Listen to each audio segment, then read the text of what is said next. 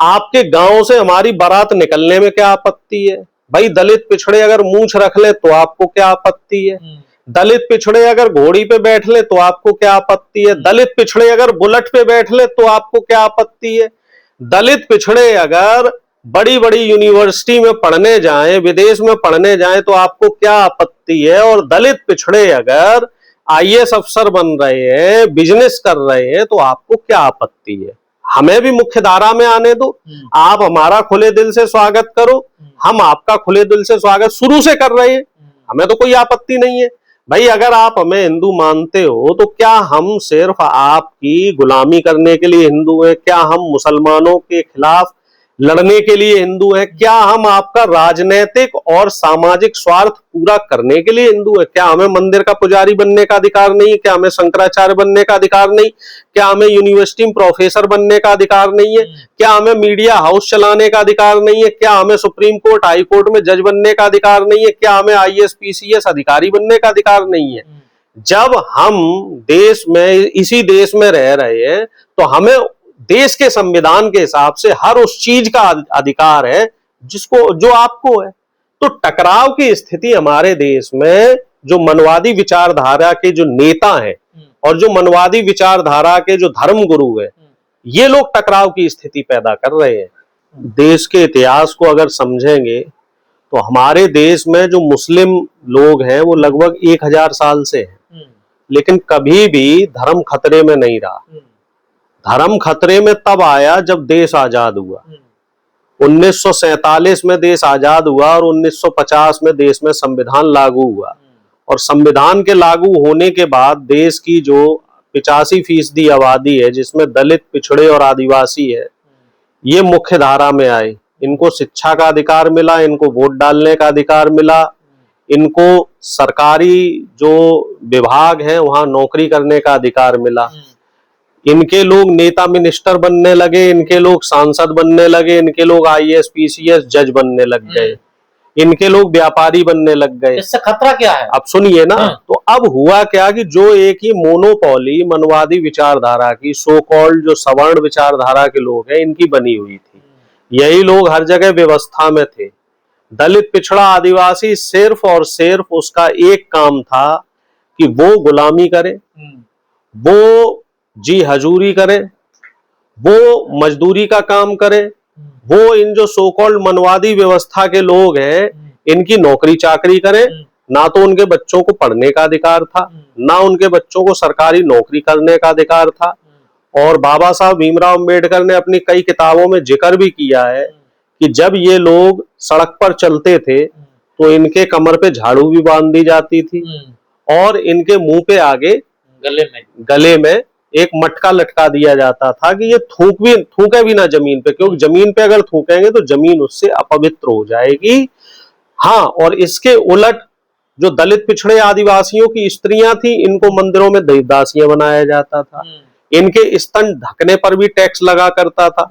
तो इस तरह की व्यवस्था में ये लोग, हिंदू और मुसलमान लोग जो मिलके दलितों और शोषित वंचितों का शोषण करते रहे। जब देश आजाद हुआ, देश में संविधान लागू हो गया, जिस बात को मैं कह रहा हूं कि अब ये मुख्य धारा में आ गए तो किसका अधिकार छीन रहे हैं? ये अधिकार छीन रहे हैं सो को मनवादी विचारधारा के जो लोग हैं जिनकी मोनोपोली है। इस वजह से जो तमाम धर्म गुरु है ये कह रहे हैं कि साहब दलित, पिछड़ों, आदिवासियों से धर्म को खतरा है। धर्म को खतरा नहीं है, इनकी जो कुर्सी है, इनकी कुर्सी को खतरा है, इनकी मोनोपोली को खतरा है। आप तमिलनाडु में देखिए, तमिलनाडु में मंदिरों में पुजारी भी दलित, पिछड़े, आदिवासी बन रहे हैं। और अब तमिलनाडु नहीं, पूरे देश में ये आवाज उठ रही है कि सभी जगह दलित, पिछड़े और आदिवासियों को मंदिर में पुजारी बनाया जाए, सभी जगह। और आप देखो तमिलनाडु में इस बार चुनाव हुआ और आप जान के बिल्कुल आश्चर्यचकित होंगे, किसी भी पार्टी ने किसी ब्राह्मण को प्रत्याशी नहीं बनाया। एक सिंगल ब्राह्मण इस बार विधानसभा का चुनाव नहीं लड़ रहा है। तो ये बदलाव देश के संविधान की ताकत से हो रहा है जो बाबा साहब अम्बेडकर ने बनाया था, और इसीलिए ये लोग बाबा साहब का विरोध कर रहे हैं। इसीलिए ये लोग दलित, पिछड़ों, आदिवासी जो लोग सोशल जस्टिस की बात करते हैं, हमारे जैसे लोग, आप जैसे लोग जो सामाजिक न्याय की बात करते हैं, उसका विरोध करते हैं। हालांकि प्रधानमंत्री मोदी को मैं पसंद नहीं करता, लेकिन प्रधानमंत्री ने चलो मजबूरी बस ही सही यूजीसी एक्ट लागू किया, तो यूजीसी एक्ट का भी विरोध हुआ और प्रधानमंत्री मोदी को उनकी जाति भी बताई गई। वही प्रधानमंत्री मोदी जो आज से 3 महीने पहले तक हिंदुओं के फायर ब्रांड नेता हुआ करते थे, अब वही नरेंद्र मोदी तेली हो गए, तमोली हो गए और बीजेपी और आरएसएस के लिए देशद्रोही हो गए, धर्म विरोधी हो गए, क्योंकि उन्होंने यूजीसी एक्ट की पैरवी में एक प्रस्ताव रखा। और मनवादी विचारधारा के जो जज लोग हैं उन्होंने क्या किया कि इससे धार्मिक उन्माद फैलेगा, धर्म में वो देश में जो है वो जातीय व्यवस्था वैमनस्यता जो है वो बढ़ जाएगी, इस वजह से इस एक्ट पे स्टे आपने अभी कहा कि मुसलमान और वो तो एक ही हैं, कैसे एक हैं वो? देखिए, मुसलमान भी देश पे शासन करते रहे, हिंदू के जो मनवादी व्यवस्था के लोग थे वो भी देश में शासन करते रहे और दोनों लोगों ने मिलजुल के शासन किया। अकबर के जो प्रधान सेनापति थे, जो वजीरे आला थे, वो कौन थे? तमाम हिंदू थे और नौरतन भी हिंदू थे। और जो हिंदुओं के हिंदू राजा हुए, चाहे वो महाराणा प्रताप रहे हो, चाहे छत्रपति शिवाजी रहे हो, इनके जो सेनापति थे, अंगरक्षक थे, ये कौन थे? ये भी सब मुसलमान थे। तो इनमें भेद क्या था? इस बात को तो बड़े बड़े जो इतिहासकार है, राम पुनियानी जी की आप किताबों को देखिए, उनके विचारों को सुनिए, कभी भी ये जो देश है, ये जो भूखंड है जिसे हम भारत कहते हैं, यहाँ पर धर्म की लड़ाई नहीं रही, यहाँ हमेशा सत्ता की लड़ाई रही। यादव जी, आप लोगों पे आरोप लगता है कि जो एक व्यवस्था बनी हुई है ना, आप उस व्यवस्था को तोड़ना चाहते हैं। व्यवस्था तो हम नहीं तोड़ रहे हैं, इस व्यवस्था को, इस व्यवस्था को ये मनवादी विचारधारा के लोग तोड़ रहे हैं।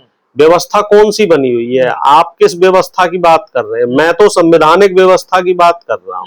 और हम लोग इतने कट्टर हैं अपने संविधान के प्रति कि उस व्यवस्था को के लिए मर भी सकते हैं, मार भी सकते हैं और इसके लिए किसी भी तरह का बलिदान देने को भी तैयार हैं। बहुत तो बड़ी व्यवस्था की बात करते हैं ना, जो एक हायरार्की बनी हुई है कि उस व्यवस्था पे आप लोग चोट करते हैं, उस पे सवाल खड़े करते हैं। देश को हमें बताइए, दुनिया कहाँ से कहाँ पहुंच गई? ये बड़ा मतलब चिंतन का विषय है। दुनिया तो कहां से कहां पहुंच गई, साइंस टेक्नोलॉजी की बात हो रही है, तरक्की की बात हो रही है, ऐसे ऐसे रेडार, सेंसर्स और टेक्नोलॉजी की चीजें बन रही हैं और अभी हमारा देश और देश के धर्म गुरु और देश के तमाम नेता और देश के तमाम सो कॉल्ड बुद्धिजीवी लोग हैं, ये लोग क्या कह रहे हैं कि आप वर्ण व्यवस्था का विरोध कर रहे हैं। हमें ये बात वही लोग समझाएं कि आखिर ये जो देश की वर्ण व्यवस्था है, ये हमारे देश को क्या दे रही है, इससे देश को क्या लाभ है? क्या देश में कोई ब्राह्मण, क्षत्रिय, वैश्य का बच्चा है, उसी को मुख्य धारा में रहने का अधिकार है? क्या वही जज बनेगा?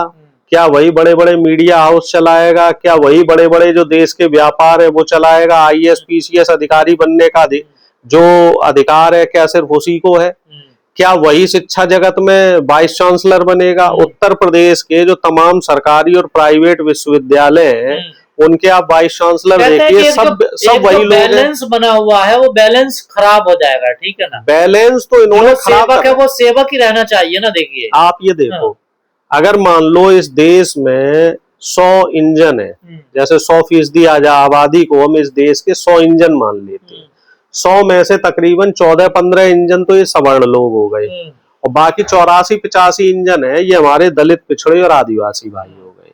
अब ये जो 15 इंजन है, इनको तो आप भरपूर ईंधन दे रहे हो, तेल दे रहे हो, इनकी टाइम से सर्विसिंग हो रही है, लेकिन जो देश के 85 इंजन है, इनको ना तो तेल मिल रहा है, ना ईंधन मिल रहा है, ना इनकी सर्विसिंग हो रही, ना इनकी देखभाल हो रही, ना इनकी साफ सफाई हो रही, तो फिर देश कैसे तरक्की करेगा? 100 की कैपेसिटी वाले एक हवाई जहाज को क्या 15 इंजन चला सकते हैं? अगर वो देश, किसी भी देश को अगर तरक्की करना है तो इस देश की जो संपूर्ण आबादी है उसको एक दिशा में और एक स्पीड से ही चलना पड़ेगा। ये एक बहुत ही फैक्चुअल बात है, साइंटिफिक बात है, वैज्ञानिक पद्धति से इस बात को पूरी तरीके से क्या कहते हैं, सत्यापित किया जा चुका है। दशकों से चली आ रही परंपराओं को भी यहाँ मतलब समय उठाते हैं। देखिए, अब सबरीवाला का मंदिर है, उसमें आप लोगों ने कहा कि इसमें लेडीज भी, महिला भी जानी चाहिए। जब साइंस ने किसी भी चीज को मान्यता दे दी है, महामारी वाली बात होती है, तो उसको जब साइंस ने मान्यता दे दी कि वो नेचुरल प्रोसेस है, तो सबरीमाला मंदिर में भैया क्या दिक्कत है? समय के साथ चीजें बदलती हैं। पहले हम लोग जंगल में रहते थे, कंदमूल फल खाते थे, जानवरों को कच्चा खा जाते थे, फिर आग का आविष्कार हुआ, भोजन पका के खाने लग गए, फिर कपड़ों का आविष्कार हुआ, फिर मकान बने, फिर शिक्षा दीक्षा होने लगी, फिर आगे टेक्नोलॉजी को हमने अडॉप्ट किया। तो जब हम समय के साथ चल रहे हैं और टेक्नोलॉजी को अडॉप्ट कर रहे हैं, नई टेक्नोलॉजी के साथ आगे बढ़ रहे हैं, तो जो पुरानी दकियानूसी सोच है, जो पुरानी दकियानूसी परंपराएं हैं, तो उनको उनमें भी कहीं ना कहीं, मैं ये नहीं कह रहा हूं सारी परंपराएं बदल दो, भाई बड़ों का सम्मान करो, जो बुद्धिजीवी लोग हैं उनका सम्मान करो, जो हमारे महापुरुष हैं, जो हमारे समाज सुधारक है उनका सम्मान करो, लेकिन जो समाज में परंपराएं गलत है उनका तो विरोध होना चाहिए। अब 2-3 परंपराएं मैं आपको बता रहा हूं जो गलत है। पहली परंपरा जो गलत थी वो थी आपकी बाल विवाह, है ना। बाल विवाह हमारे देश की परंपरा थी, अब वो बाल विवाह एक्ट भी लगा और वो बंद हुई। फिर सती प्रथा एक परंपरा हुआ करती थी जिसमें पति की मृत्यु के बाद उसकी पत्नी को जिंदा जला दिया जाता था, ये भी एक बहुत गलत थी। तमाम मंदिरों में देवदासी प्रथाएं थी, तो इन देवदासी प्रथाओं में क्या था कि जो अबोध बच्चियां होती थी 8-8 साल की, 10-10 साल की, उनको वहां पे दासी बना के रखा जाता था और मंदिर के पुजारी, मुझे कहना नहीं चाहिए चूंकि मेरे धर्म की बात है, लेकिन अब कहने पे विवश है चूंकि टॉपिक ऐसा है। एक प्रथा और थी शिक्षा का, शिक्षा को लेके कि शिक्षा का अधिकार सिर्फ चंद चुनिंदा जो संभ्रांत लोग हैं उन्हीं को था, और इवन उन संभ्रांत लोगों के घर में जो महिलाएं थी उन महिलाओं को भी शिक्षा का अधिकार नहीं था।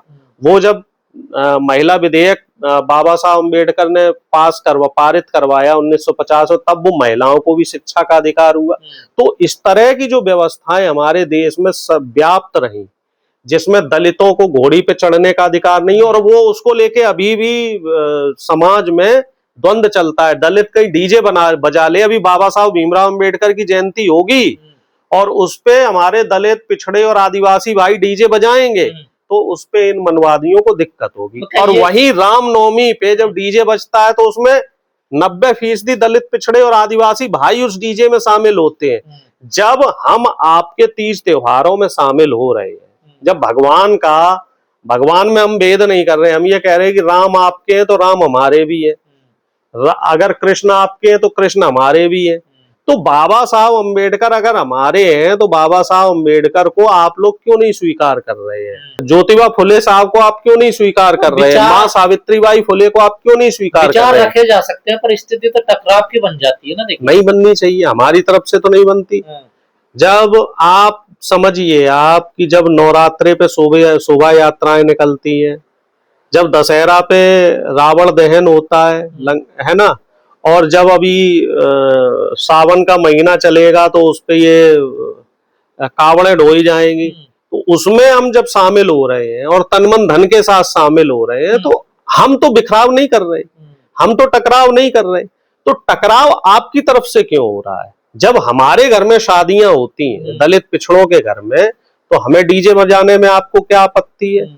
आपके गांव से हमारी बारात निकलने में क्या आपत्ति है? भाई दलित पिछड़े अगर मूंछ रख ले तो आपको क्या आपत्ति है? दलित पिछड़े अगर घोड़ी पे बैठ ले तो आपको क्या आपत्ति है? दलित पिछड़े अगर बुलेट पे बैठ ले तो आपको क्या आपत्ति है? दलित पिछड़े अगर बड़ी बड़ी यूनिवर्सिटी में पढ़ने जाएं, विदेश में पढ़ने जाएं, तो आपको क्या आपत्ति है? और दलित पिछड़े अगर आईएएस अफसर बन रहे हैं, बिजनेस कर रहे हैं, तो आपको क्या आपत्ति है?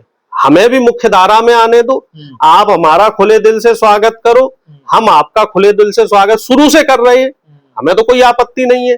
भाई अगर आप हमें हिंदू मानते हो तो क्या हम सिर्फ आपकी गुलामी करने के लिए हिंदू हैं? क्या हम मुसलमानों के खिलाफ लड़ने के लिए हिंदू हैं? क्या हम आपका राजनीतिक और सामाजिक स्वार्थ पूरा करने के लिए हिंदू हैं? क्या हमें मंदिर का पुजारी बनने का अधिकार नहीं? क्या हमें शंकराचार्य बनने का अधिकार नहीं? क्या हमें यूनिवर्सिटी में प्रोफेसर बनने का अधिकार नहीं है? क्या हमें मीडिया हाउस चलाने का अधिकार नहीं है? क्या हमें सुप्रीम कोर्ट, हाई कोर्ट में जज बनने का अधिकार नहीं है? क्या हमें आईएएस, पीसीएस अधिकारी बनने का अधिकार नहीं है? जब हम देश में, इसी देश में रह रहे हैं, तो हमें देश के संविधान के हिसाब से हर उस चीज का अधिकार है जो आपको है। तो टकराव की स्थिति हमारे देश में जो मनवादी विचारधारा के जो नेता हैं और जो मनवादी विचारधारा के जो धर्म गुरु हैं, ये लोग टकराव की स्थिति पैदा कर रहे हैं।